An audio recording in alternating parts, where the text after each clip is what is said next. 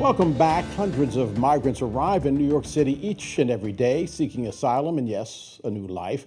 But officials say the city's resources are buckling under the massive influx of migrants. At least 180,000 asylum seekers arriving in the Big Apple since April of 2022.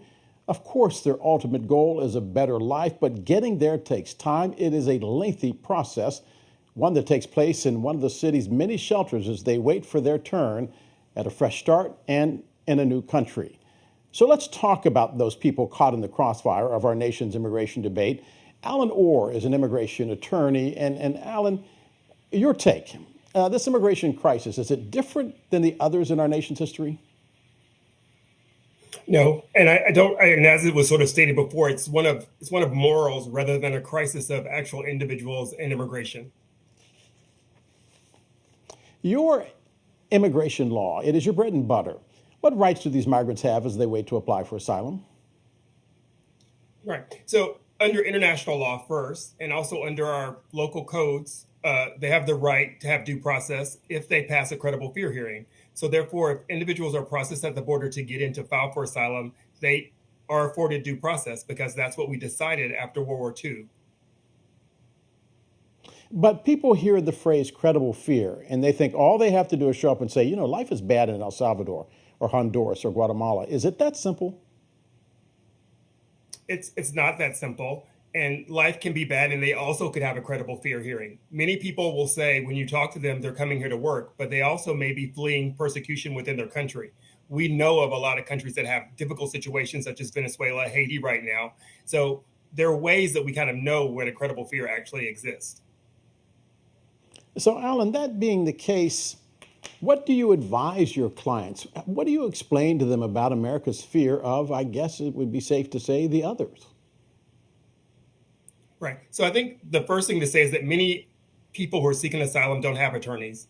They flock to the border and they may have seen some NGO nonprofit organization that sort of spoke with them on their way here. And they really don't see an attorney until after they're into the country, if they're able to afford one through the group. So we talk about them exactly to explain what their situation is to go through the process. Alan, explain to us, if you would, how ripe these arriving migrants are to the criminal enterprises that operate in many American cities. I mean, they come here, they don't speak the language, they have no money, and people come up to them and say, hey, I can help you. How dangerous is that? So it's very dangerous on both sides. So one of the things that I will say all the time is that both parties have created a criminal underground of bringing immigrants to the country through confiscators, like Title 42 was a big one that sort of made a legal underground of sort of coyotes bringing immigrants to the southern border and finding places to get them through. And then once they're within the country, we have governors who are busing individuals to different areas. So they're easy prey. And that's why what we've seen in a lot of cities, Denver, New York, California, these private public partnerships that are sort of working together to make sure these individuals know the process. Alan, in your capacity, I want you to comment on something that we have been hearing an awful lot of, which is that the people that are coming here are murderers and rapists. They are vermin. They are drug infested. I think the most recent was that many of them escaped from insane asylums. Based on your experience, is that the case? That is not the case. And all foreign nationals are screened before they come to this country.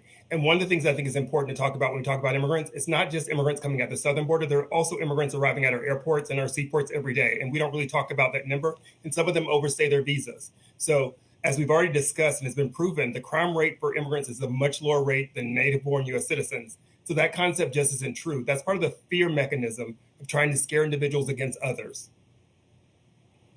Alan, I'm curious. Every journalist has that story, the story that they didn't see coming, the one that touched their heart, that they can never forget.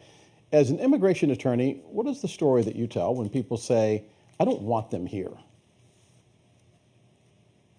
I think that's well, first I say when I generally talk in public settings is that in movies, these are the individuals that we cheer for every day. Someone who's in a difficult situation for the family and decides to walk thousands of miles or do whatever possible to make their children have a better lifestyle or to free some woman who's being raped or for some young kid from having to join a gang. So in movies, we cheer for them all the time. It's celebrated. So when these individuals walk thousands of miles to get to our borders for the opportunity to wait to get into apply for asylum, why would we be against them? When we look at the Ukraine story, we cheered little boys that walked hundreds of miles to get to safety. So once again, it is about understanding and being a humanitarian situation. The United States is not full, and they're not coming here to take anything from us. As we already know, there has been an immigration crisis, allegedly at the southern border, for almost 15 years.